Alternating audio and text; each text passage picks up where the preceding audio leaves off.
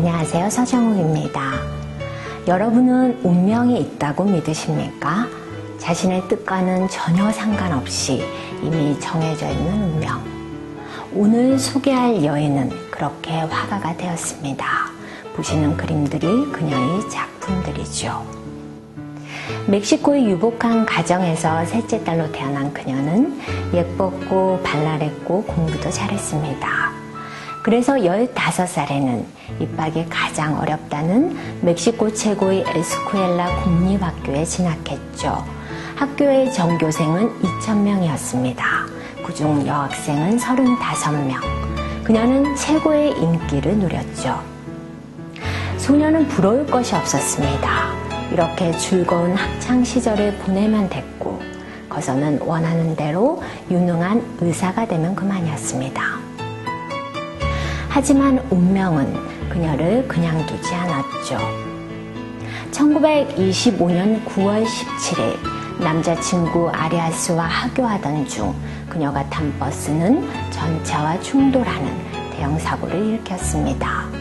이 끔찍한 사고로 몇몇은 즉사하였고 그녀는 강철봉이 몸으로 관통하는 사고를 당했습니다. 그 봉은 옆구리로 들어가 척추, 골반, 허벅지까지 손상시켰죠. 이 순간 18세 소녀의 모든 꿈은 날아가 버렸습니다. 소녀는 며칠 만에 깨어났지만 온몸은 깁스였고 아무것도 할 수가 없었습니다. 그 후 몇 차례의 수술로 집안은 어려워졌고 게다가 첫사랑마저 그녀를 버리고 떠났습니다. 9개월간이나 병상에 누워있는 동안 그녀가 할 수 있는 것은 그림을 그리는 것뿐이었습니다. 그녀의 그림을 보시죠. 어느 날 버스와 전차가 충돌했고 사람들이 죽어있고 그녀는 전신에 깁스를 하고 있는 자신을 바라보고 있습니다. 여자는 이렇게 운명처럼 화가가 되었습니다. 그녀의 이름은 프리다 칼로입니다. 멕시코 정부는 1984년 그녀의 작품을 국보로 지정했습니다.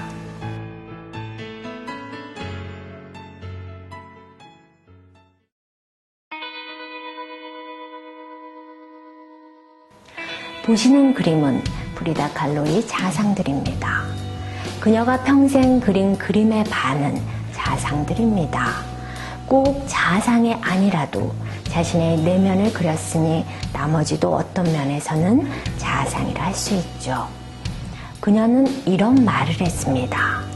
나는 너무나 자주 혼자이기에 나를 그린다.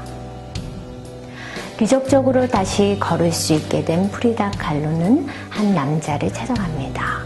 남자의 이름은 디에고 리베라. 그는 멕시코 최고의 화가였습니다. 찾아간 이유는 어차피 화가로 살아갈 자신의 그림을 평가받고 싶어서였죠. 그런데 21살의 프리다 칼로에게 두 번째 운명이 찾아옵니다. 사랑에 빠진 것이죠. 사실 디에고 리베라는 그녀와 21살이나 차이가 났고 두 번의 이혼 경험에 아이까지 딸린 바람둥이였습니다. 하지만 프리다는 주변이 반대를 무릅쓰고 그와 결혼합니다. 보시는 그림은 그때를 그린 것입니다. 프리다는 화구를 들고 있는 남편을 자랑스럽게 그려놓았고 고개를 기울이며 살며시 남편의 손을 잡고 있는 자신을 그려놓았습니다. 그리고 노래하는 새를 그렸죠. 하지만 우려대로 디에고의 여자 관계는 줄지 않았습니다. 게다가 그는 그것이 잘못된 것이라 생각하지도 않았습니다. 사고 이후 항상 육체의 고통에 시달리던 프리다는 이제 마음의 고통까지 겪을 수밖에 없었습니다. 그녀는 그 후 악에 집착합니다. 하지만 그녀의 몸으로는 불가능한 일이었죠. 보시는 그림은 임신에 2번이나 실패한 후 그린 것입니다. 모든 꿈이 날아간 침대 위에서 그녀는 혼자 울고 있습니다. 육체의 고통에 정신의 고통까지 더해졌던 그녀의 몸은 점점 약해졌고 27살의 프리다는 발가락을 절단하는 수술까지 받게 됩니다. 하지만 그 후 그녀는 더한 일을 겪게 됩니다. 친동생 크리스티나 칼로가 남편과 관계를 갖고 있었던 사실을 알게 된 것이죠. 그쯤 그린 것입니다. 프리다는 신문 기사를 그린 것이라고 말했습니다. 한 여인을 잔인하게 살해한 남자가 법정에서 말하기를 단지 몇 번 찔렀을 뿐인데 라고 했다는 기사를. 그런 걸까요? 혹시 프리다 칼로가 상처받은 자신의 모습을 그린 것은 아니었을까요? 그러나 프리다 칼로는 남편 디에고를 미워할 수 없었습니다. 그 사랑 자체는 그녀의 운명이었고 어떤 사랑도 그 사랑을 대신할 수는 없었습니다. 그녀의 일기에는 이런 글이 있습니다.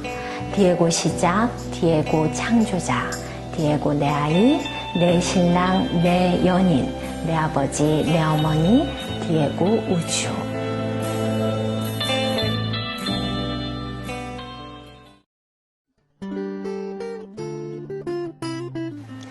프리다 칼로의 작품은 온통 그녀의 절절한 고통들입니다. 1950년 총 7차례의 척추 수술을 받은 그녀는 9달 동안 입원합니다.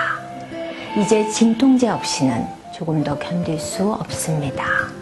그래도 그녀는 그림을 그렸습니다.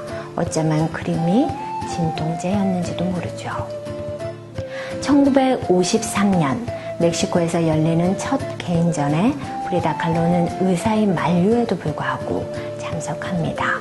그녀의 고집으로 침대를 통째로 옮겼던 것이죠. 그녀는 마지막이 다가옴을 알고 있었던 것일까요? 1954년 7월 13일 새벽, 폐렴까지 얻어 고생하던 프리다 칼로는 자신이 태어났고 평생 살았던 멕시코의 푸른 집에서 그녀의 고통을 끝냅니다. 프리다 칼로의 일기 마지막에는 이런 글이 남겨 있었습니다. 이 외출이 행복하기를, 그리고 다시는 돌아오지 않기를.